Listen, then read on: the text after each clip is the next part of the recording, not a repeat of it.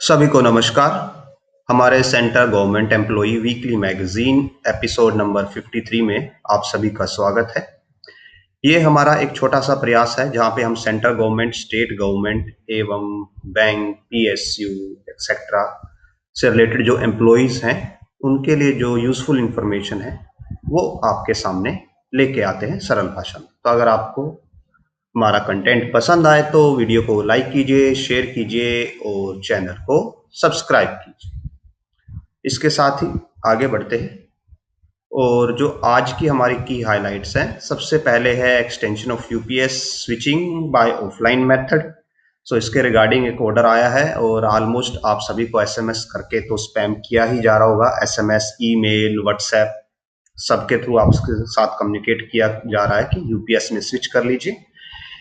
और एक case discuss करेंगे हम फैमिली पेंशन के रिगार्डिंग, जो कि इसमें हम यूपीएस एनपीएस को कंपेयर करेंगे और ये रिलेटेड है जो अभी रिसेंटली जो ऑप्शन दिया गया है कि अगर आप एनपीएस टू यूपीएस स्विच कर लेते हैं और बाद में आपके पास ऑप्शन है कि आप यूपीएस में वापस आ जाए। सो इसमें हम इस केस को भी थोड़ा सा टच करेंगे। सो सबसे पहले ऑर्डर देख लेते हैं। जो ऑर्डर आया है वो पीएफआरडीए की तरफ से आया है। अब पीएफआरडीए कौन है? पीएफआरडीए ही है जो आपके लिए एनपीएस और यूपीएस को मैनेज करती है। एनपीएस, यूपीएस, इन सब की कोई भी अगर पेंशन प्लान है, जैसे अटल वाली पेंशन भी है या कोई भी दीन दयाल उपाध्याय, कोई भी पेंशन है सेंट्रल गवर्नमेंट की, उसको मैनेज करने का काम, उसके पैसे को मैनेज करने का काम पीएफआरडीए करता है। और नॉर्मली जो इंश्योरेंसेस वगैरह होते हैं उनको भी मैनेज करने का काम पीएफआरडीए के पास में ही आता है। सब्जेक्ट है physical submission of UPS request to the nodal officer till 30/9/2025। Basically order में ये बोला गया है कि अगर आपके ऑफिस में कंप्यूटर नहीं है, आपका ऑफिस डिजिटल एरा में डिजिटल नहीं है, और या फिर वेबसाइट में किसी ग्लिच की वजह से आप ऑनलाइन जो फॉर्म है यूपीएस में स्विच होने का सबमिट नहीं कर पा रहे हैं, तो आप क्या कर सकते हैं, फिजिकल फॉर्म में भी अपने ऑफिस को सबमिट कर सकते हैं। और ये फॉर्म कहाँ से मिलेगा फिजिकल डाउनलोड करने का? ये यहाँ पे लिंक है जिसका यूज करके आप पेज को डाउनलोड कर सकते हो, जो फॉर्म है उसको डाउनलोड कर सकते हो अगर आप स्विच करना चाहते हो, या फिर अगर आप ऑनलाइन स्विच करना चाहते हैं तो आप अपने नॉर्मल एनपीएस की वेबसाइट पे लॉगिन करके वहां पे यूपीएस में स्विच कर सकते हैं। ये था जो ऑर्डर का अपडेट था। अब हम जो हमारा केस डिस्कशन है आज के लिए उसकी तरफ बढ़ते हैं। सबसे पहले डिस्क्लेमर कि जो यहाँ पे डाटा प्रेजेंट किया गया है मेरे द्वारा, वो मेरी अंडरस्टैंडिंग है। जो मैंने ऑर्डर्स वगैरह को स्टडी किया, ये उसकी अंडरस्टैंडिंग से आता है। उसका ये मीनिंग कतई नहीं है कि वो 100% ट्रू है। जो सारे ऑर्डर्स हैं वो नीचे मैंने अटैच कर दिए हैं जिप फाइल में। आप जाके जिप फाइल को डाउनलोड कर सकते हैं और सभी ऑर्डर्स को, जो पेंशन्स के ऑर्डर हैं, सभी ऑर्डर्स को खुद स्टडी कीजिए और वहां से आप अपना कंक्लूजन निकाल सकते हैं। ये जो वीडियो है या जो केस डिस्कशन है, ये सिर्फ एक अवेयरनेस पैदा करने के लिए है और एजुकेशनल पर्पसेस ओनली है, और कोई भी फाइनेंशियल एडवाइस नहीं है। अपनी रिसर्च आप खुद कीजिए, उसके बेसिस पे अपना डिसीजन लीजिए। जो केस हम डिस्कस करने जा रहे हैं, केस है रिगार्डिंग कि अगर एक गवर्नमेंट सर्वेंट है और उसके रिटायरमेंट से पहले डेथ हो जाती है। रिटायरमेंट के बाद आपको ऑलरेडी पता है कि आपके पास एनपीएस या यूपीएस का ऑप्शन है एट प्रेजेंट, और जो यूपीएस में स्विच करेंगे वो बाद में 1 साल पहले तक एनपीएस में भी स्विच कर सकते हैं। वहां पे चीजें थोड़ी फिगर्ड आउट हैं और आपको वहां पे बहुत सारी वीडियोस के थ्रू इंफॉर्मेशन भी मिल गई होंगी कि आपको क्या चूज करना है, और होपफुली आपने अपने लिए बेस्ट चूज किया हो। ये केस हम डिस्कस कर रहे हैं कि अगर आपकी रिटायरमेंट से पहले डेथ हो जाती है तो उसमें क्या सिनेरियोस, क्या केसेस बनते हैं। उस सिनेरियो में आपके पास 2 केसेस बनते हैं। पहला बनता है कि आपने फैमिली पेंशन के लिए फॉर्म सबमिट किया हो, जो अभी सीसीएस रूल्स 2023 और का जो लास्ट इसका ऑर्डर था, और इसको एक्स्ट्रा ऑर्डिनरी पेंशन भी बोलते हैं, और होपफुली ये आप सभी ने सबमिट किया होगा एक्स्ट्रा ऑर्डिनरी पेंशन के रिगार्डिंग। कि इसमें आपको क्या मिलेगा अगर आपने ये सबमिट किया हुआ है और अगर आपने एनपीएस यूपीएस सिलेक्ट किया है फॉर्म सबमिट करके। इसका मतलब ये नहीं है कि अगर आपने एनपीएस चूज किया हुआ है और आप एक्स्ट्रा ऑर्डिनरी पेंशन नहीं ले सकते। जिन लोगों ने एनपीएस या यूपीएस चूज किया हुआ है वो डेथ के सिनेरियो में, रिटायरमेंट से पहले ये चूज कर सकते हैं कि अगर उनकी डेथ हो जाती है रिटायरमेंट से पहले कि उन्हें एक्स्ट्रा ऑर्डिनरी पेंशन चाहिए जिसको फैमिली पेंशन बोलते हैं, या फिर उनको जो एनपीएस यूपीएस का पैसा है या एनपीएस यूपीएस के जो रूल हैं उनके हिसाब से पेंशन चाहिए। सो जो जिनके पास एनपीएस यूपीएस है वो इस ऑप्शन को चूज कर सकते हैं। इसके लिए एक फॉर्म होता है, वो आपको फॉर्म भरना पड़ता है और वो फॉर्म भी हमने ऑलरेडी अटैच किया हुआ है हमारे जो जिप फाइल है जिसमें सारे ऑर्डर्स हैं, उसके अंदर वो फॉर्म भी है।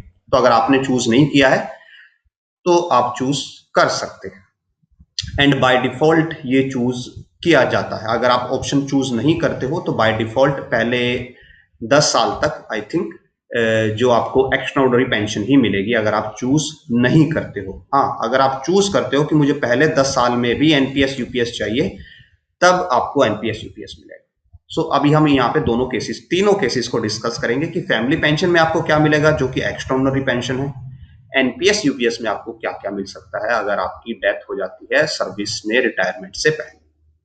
So first starting with family pension. So family pension आपको कब मिलती है? रिटायरमेंट से पहले, या अगर आपकी या तो डेथ हो जाए या डिसेबलमेंट हो जाए। यहाँ पे दोनों केसेस हैं, डेथ एंड डिसेबलमेंट। और जो डिसेबलमेंट है उसके अंदर परसेंटेजेस होते हैं कि आपकी जो डिसेबलमेंट है वो 50% से ज्यादा है, 80% से ज्यादा है, 100% है, डिपेंडिंग अपॉन दैट। यहाँ पे हम अभी सिर्फ डेथ वाला केसेस डिस्कस कर रहे हैं और यहाँ पे डेथ की क्राइटेरियाज होते हैं, कैटेगरीज होती हैं कि जो आपकी डेथ है वो किस कैटेगरी में कवर होती है। यहाँ पे 4 कैटेगरी हैं, ए बी सी डी। जो पहली कैटेगरी है उसमें आपकी डेथ सर्विस के दौरान होती है बट सर्विस से रिलेटेड नहीं होती। फॉर एग्जाम्पल, आपने अपनी ड्यूटी पूरी की, आप घर पे गए और घर पे जाने के बाद आप कहीं पे कुछ काम कर रहे थे या अपनी किसी रिश्तेदार को विजिट कर रहे थे और उस टाइम पे आपकी डेथ हो जाती है। मींस आपकी डेथ हुई बट वो उसमें आपकी जो जॉब है उसका कोई रोल नहीं था, आपकी डेथ में आपकी जॉब का कोई रोल नहीं था। तो उस दौरान उस केस में जो पेंशन मिलेगी वो 30% ऑफ द बेसिक मिलेगी और मिनिमम पेंशन होगी 9,000 और प्लस डीए वाला कंपोनेंट होगा। कैटेगरी बी है, अगर आपकी डेथ होती है आपके वर्क एनवायरनमेंट की वजह से कि आपको काम की टेंशन बहुत ज़्यादा है या आपका ऑफिस आपसे बहुत ज़्यादा काम लेता है, या फिर आपके वर्क ऐसा है कि जो जहाँ पे रिस्की है, जैसे न्यूक्लियर रिएक्टर्स में आप वर्क करते हो या आप केमिकल्स के साथ डील करते हो, मींस वर्क एनवायरनमेंट की वजह से आपकी डेथ होती है ऑन ड्यूटी, तो उसमें 60% ऑफ द बेसिक आपको मिलेगा और मिनिमम पेंशन 18,000 होगी प्लस जो डीए वाला कंपोनेंट होगा। नाउ कैटेगरी सी आती है कि ड्यूरिंग ऑन एनी अटैक। अब जैसे पुलिस वाले सर्वेंट्स होते हैं, जैसे दिल्ली पुलिस जो सेंटर के अंडर आती है, और जो आर्म फोर्सेस होती है हमारी, एंड अगर आप एक ऐसे गवर्नमेंट सर्वेंट्स हैं जो कि किसी एक ऐसे एरिया के अंदर ड्यूटी कर रहे हैं जहां पे अटैक्स होते रहते हैं और ये अटैक ऑन पब्लिक होते हैं, मींस अटैक पब्लिक पे हुआ था और उस अटैक में आपकी मौत हो जाती है, आपको डिसेबलमेंट हो जाती है। अटैक आपके ऊपर नहीं था, अटैक पब्लिक पे किया गया था, पब्लिक अटैक था। सो उस सिनेरियो में 100% ऑफ द बेसिक मिलेगा और मिनिमम 18,000 प्लस जो डीए वाला कंपोनेंट। और जो कैटेगरी डी है लास्ट, ये अटैक होता है डायरेक्टेड, ये अटैक होगा डायरेक्ट आप पे अटैक किया गया है, जैसे मिलिट्री पे अटैक्स होते हैं, मींस जो फॉरेन कंट्रीज है जब वो अटैक करते हैं तो वो डायरेक्ट मिलिट्री वालों पे अटैक करते हैं, तो उस केस में भी 100% of the basic and minimum 18,000 ये पेंशन मिलती है प्लस जो डीए कंपोनेंट्स होते हैं। नाउ ये जो पेंशन है इसके अंदर इनकम क्राइटेरिया होता है, मींस ये नहीं है कि आपकी स्पाउस की आपकी डेथ हो जाती है एज ए गवर्नमेंट एम्प्लॉई तो आपको आपकी फैमिली को पेंशन मिलेगी ही डेफिनेटली। अगर ये पेंशन आपके स्पाउस को मिलती है तो वहां पे कोई इनकम क्राइटेरिया नहीं है, मींस और ओनली ये भी सिर्फ लेडीज के लिए एप्लीकेबल है। मींस अगर आप मेल गवर्नमेंट एम्प्लॉई हैं और आपकी स्पाउस नॉन वर्किंग है घर पे, चाहे वर्किंग हो भी, चाहे वर्किंग हो चाहे नॉन वर्किंग हो, बट वो जो आपका स्पाउस है वो फीमेल है, मींस जो एम्प्लॉय था वो मेल था, तो उस केस में उनके लिए कोई क्राइटेरिया नहीं है इनकम का, चाहे वो अर्न करते हो चाहे अर्न ना करते हो, तो उनको पेंशन मिलेगी। बट अगर ये पेंशन आपके पेरेंट्स को मिल रही है, आपके बच्चों को मिल रही है, और या फिर रिवर्स है कि जो एम्प्लॉय है वो फीमेल था और उसके हस्बैंड को ये पेंशन मिल रही है, तो उसमें यहाँ पे इनकम का क्राइटेरिया लगेगा और आपकी मंथली इनकम पेंशन की इनकम से ज्यादा नहीं होना चाहिए, जो कि इन शॉर्ट बोला जाता है कि वो आपके डिपेंडेंट होना चाहिए।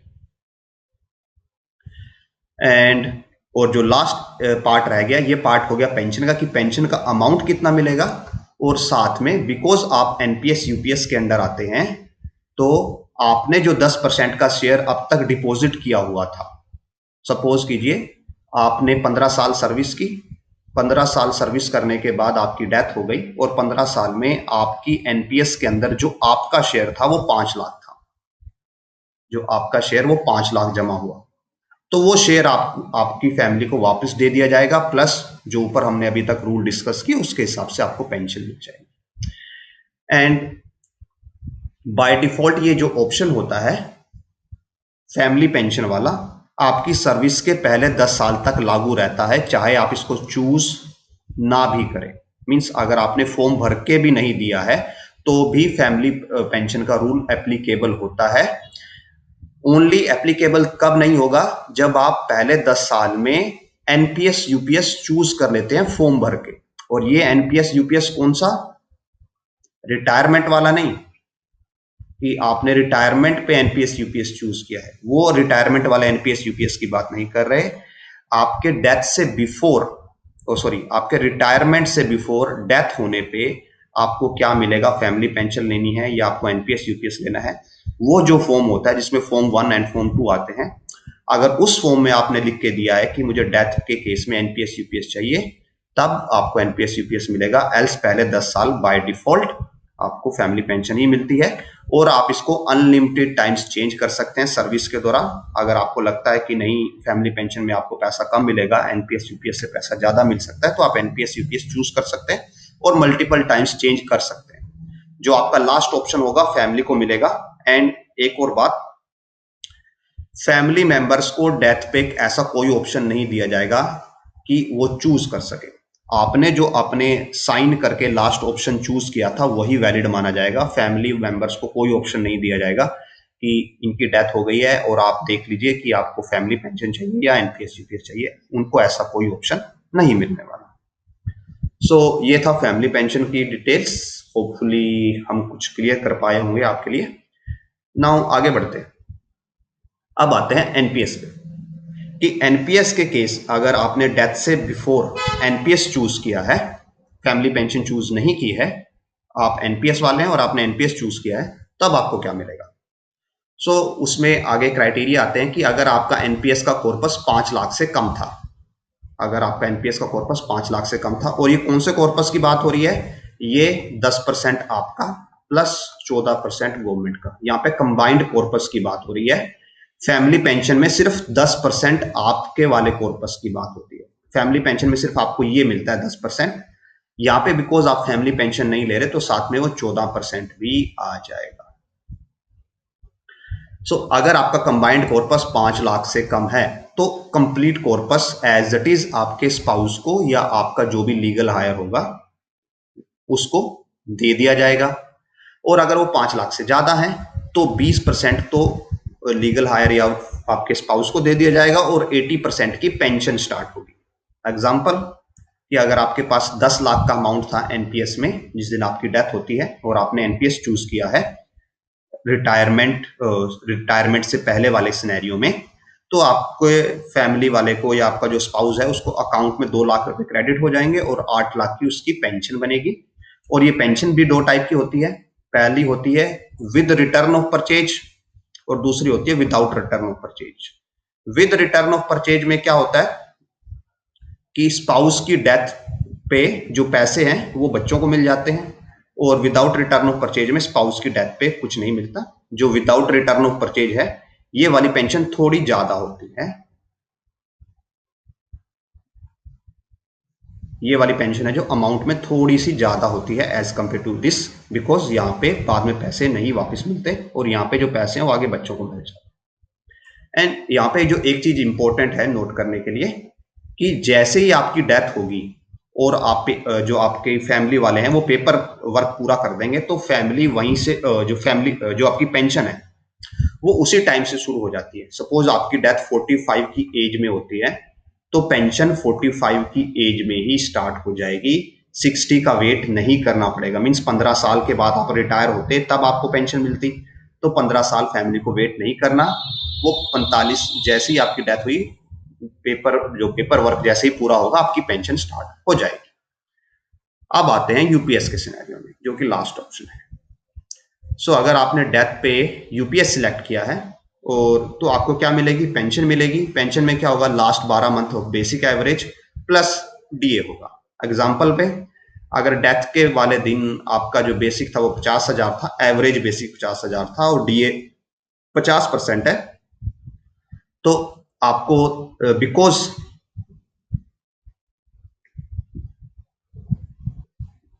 यहाँ पे हमने थोड़ी करेक्शन की, वो बाय मिस्टेक लिखा गया था। सो जो आपको यूपीएस के केस में पेंशन मिलेगी वो होगी आपके 12 मंथ के बेसिक एवरेज का 50% का 60%। अब ऐसा क्यों?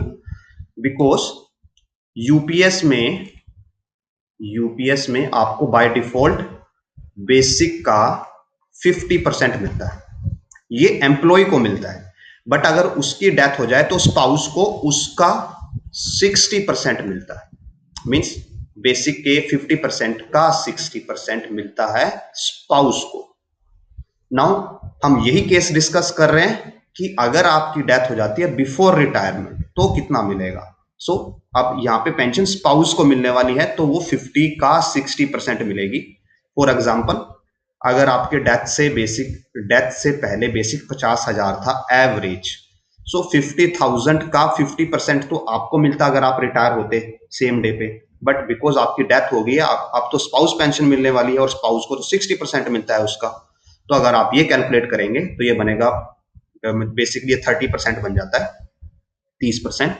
तो 50,000 का 30% होता है 15,000 प्लस जो आपका डीए है, सो डीए बनता है 22,500। डीए जोड़ के 22,500 बनता है। एंड एक और यहाँ पे बात है जो, और इसका रिगार्डिंग मुझे कहीं पे कुछ मिला नहीं, बट जो मेरी अंडरस्टैंडिंग है कि ये पेंशन भी कब से स्टार्ट होगी? ये पेंशन भी 60 की एज से स्टार्ट होगी।